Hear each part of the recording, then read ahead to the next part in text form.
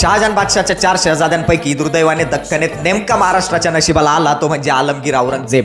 आता तसं बघायला गेलं तर हा बाकी शहजाद्यांप्रमाणेच सामान्य, पण ज्या ज्या वेळेला इस्लामचा आणि धर्माचा मुद्दा उभा राहतो त्या त्या वेळेला इस्लामचं भूत याच्या मानगुटीवर इतकं पक्क बसतं की हा पार आंधळा होऊन जातो. काझी आणि मौलवींचा शब्द याच्यासाठी सराखोपर असेल आणि याच शब्दासाठी तो कुठल्याही थराला जाण्यासाठी तयार होता. छत्रपती संभाजी महाराजांची जी निर्गुण हत्या औरंगजेबाने केली तीही त्यांनी असेच या काझी आणि मौलवींच्या सल्ल्याने केलेल्याचे दिसून येते. मासिरे आलमगिरीमध्ये छत्रपती संभाजी महाराजांनी इस्लामची जास्तीत जास्त हानी केल्या कारणाने त्यांना त्रासदायक मृत्यू दिला तर तो औरंगजेबाला इस्लामच्या दृष्टिकोनाने पुण्यवान ठरेल, म्हणूनच त्यांची हत्या शरियाच्या हिशोबाने केलेल्याचे आपल्याला दिसून येतं.